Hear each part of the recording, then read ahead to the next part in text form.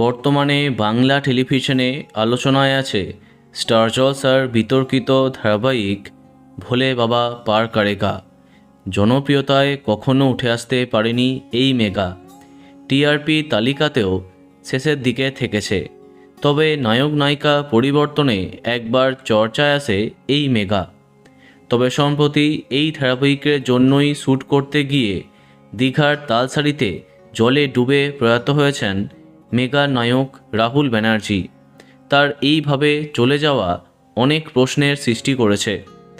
প্রোডাকশনের বিরুদ্ধে ইতিমধ্যে এফআইআর দায়ের করেছেন অভিনেত্রী প্রিয়াঙ্কা সরকার। প্রসেনজিৎ চ্যাটার্জি সহ সমগ্র আর্টিস্ট ফোরাম তার পাশে দাঁড়িয়েছে। কার গাফিলতির জেরে এমন একটা ঘটনা ঘটেছে তার উত্তর অথরা। জানা গেছিল রাহুলের মৃত্যুর ধাক্কা সামলাতে না পেরে শেষ করা হচ্ছে তার শেষ ধারাবাহিক ভোলে বাবা পার করেগা। উজান কুইনের শেষ কিছু মুহূর্ত দেখিয়েই ইতি টানবে গল্প। তেমনই হলো বটে।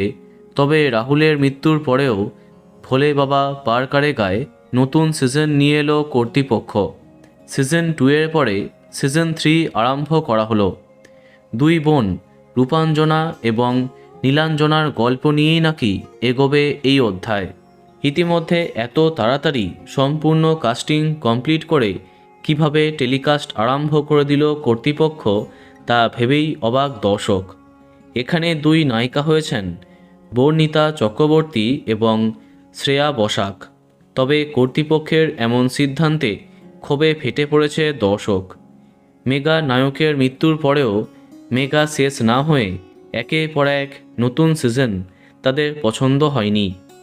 সামাজিক মাধ্যমে তা নিয়ে ইতিমধ্যে লেখালেখি আরম্ভ হয়ে গেছে।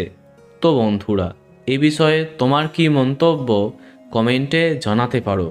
আর এই রকমই আরও অনেক ভিডিও পেতে সাবস্ক্রাইব কারেন্ট বস। ধন্যবাদ।